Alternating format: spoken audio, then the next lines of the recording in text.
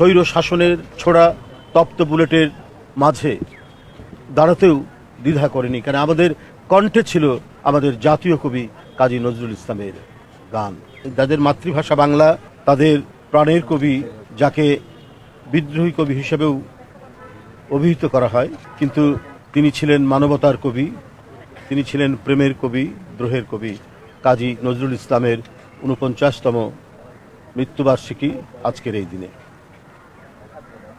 স্বাধীনতা সংগ্রাম, ব্রিটিশ বিরোধী সংগ্রাম, তার আগে এবং এরপরে ৯০-এর গণ আন্দোলন এবং সম্প্রতি ১ বছর আগে দুনিয়া কাঁপানো যে গণ অভ্যুত্থান অনুষ্ঠিত হয়েছে দেশে, এই প্রত্যেকটি আমাদের জাতীয় অর্জন, আমাদের অধিকার প্রতিষ্ঠার আন্দোলন সংগ্রামে যার গান এবং কবিতা মানুষকে উদ্বুদ্ধ করেছে, দেশের জনগণকে উদ্বুদ্ধ করেছে, তিনি কবি কাজী নজরুল ইসলাম।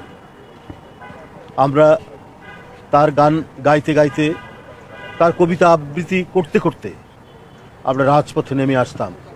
আমরা নিঃশঙ্ক চিত্তে স্বৈর শাসনের ছোড়া তপ্ত বুলেটের মাঝে দাঁড়াতেও দ্বিধা করেনি, কারণ আমাদের কণ্ঠে ছিল আমাদের জাতীয় কবি কাজী নজরুল ইসলামের গান। বন্ধুরা, যখনই এদেশের মানুষ অধিকার হারা হয়, তখনই তাদেরকে সংঘবদ্ধ, ঐক্যবদ্ধ করে অত্যাচারীর শৃঙ্খল ভাঙার প্রত্যয় জেগে উঠে যার কবিতা এবং গানে, তিনি কবি কাজী নজরুল ইসলাম।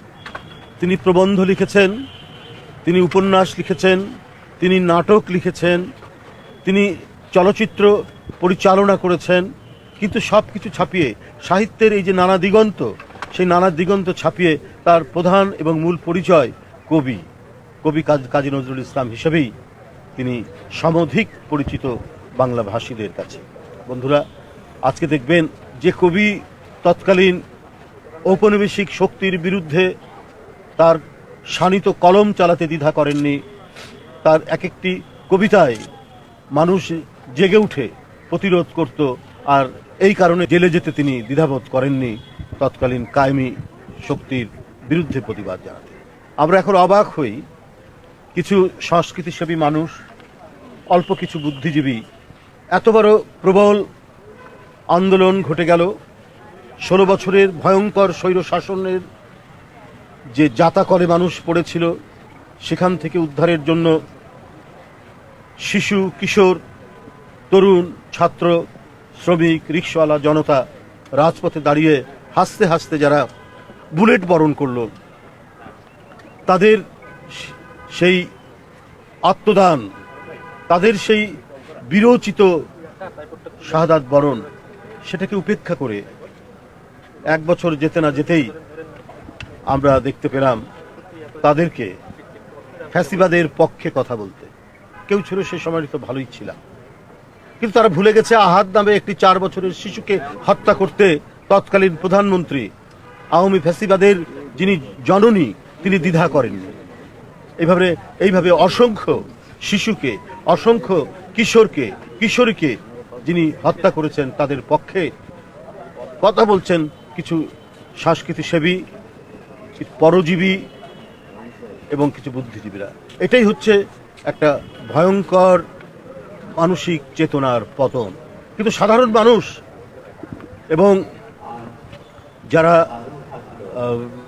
এই চিনতে পেরেছিল যে এটা ভয়ঙ্কর ফ্যাসিবাদ, সেই মানুষ এবং যারা পিষ্ট হয়েছে জাতাকলে, তাদেরকে কিন্তু আটকাতে পারেনি। আমরা তখনও দেখেছি কেউ কেউ তৎকালীন প্রধানমন্ত্রীর নোবেল প্রাইজ কেন পাচ্ছেন না এই নিয়ে আক্ষেপ করেছেন সাংবাদিকদের সাথে।